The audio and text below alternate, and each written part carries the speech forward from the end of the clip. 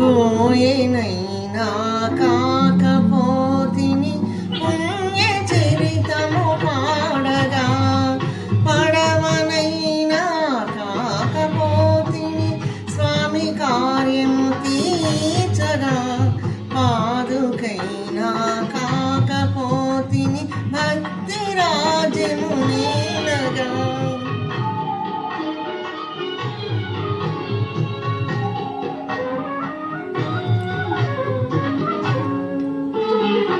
అడవి లోపల పక్షినైతే అతివ సీతను కాచనా, అందువలన రామచంద్రుని అమిత కరుణను నోచనా.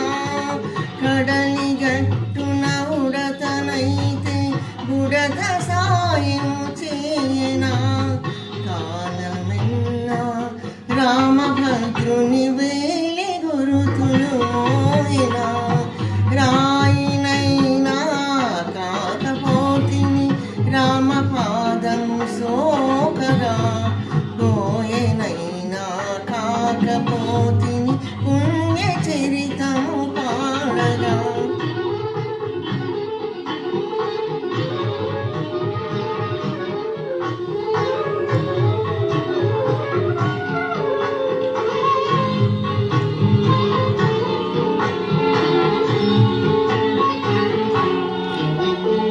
కాకినైనా కాకపోతిని కాతుకమ్ము చేయుచు, గడ్డి పోచను శరము చేసి ఘనత రాముడు చూపగా, మహిని అల్పజీవుని ఈ మహిమలన్నీ నోచగా.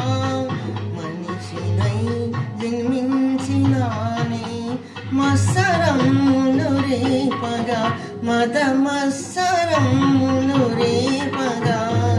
రాయినైనా కాకపోతిని రామపాదము సోకగా, గోయెనైనా కాకపోతిని పుణ్య చరితము